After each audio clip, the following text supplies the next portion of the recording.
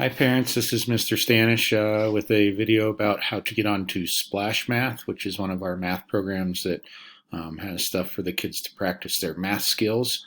It is game oriented, but it does have a lot of learning that takes place. Plus, I can see a record of what they've been working on, so I can keep track of how they've been doing and see what they've been doing remotely. So it's kind of a nice platform for me to let them have some fun practice with math, but also understand whether they're picking up the information or struggling with something. So this is how you get onto it.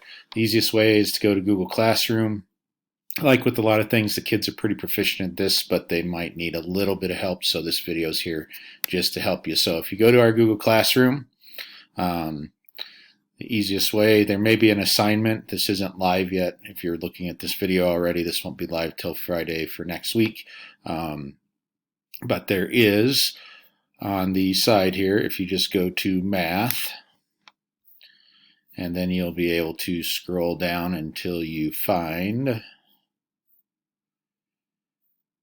our Splash Learn sign in. So you will go ahead and just click on this, and it will take you to, oh, unfortunately that took us to a dashboard already open. It'll take you to a page like this usually. So this is what the home page of Splash Learn looks like. You can also just go to www.splashlearn.com. There'll be a sign in button right here. The kids can just hit sign in. Go ahead and click that they're doing it in class, and then this will be the code where they'll type in the code, and our code is up on our Google Classroom. It's HUWGCE. Once you hit that, it will automatically go to the next screen. Then they will pick their own number and animatize code. They already know what these are. I'm just going to go into somebody's here. I'll go right here. And then it's going to give you a password screen. The password's really simple. It's 1, 2, 3, 4. And then just hit sign in. And this will take you to their dashboard. So there are assignments of things that they can be working on. They just click on it and they'll work on it.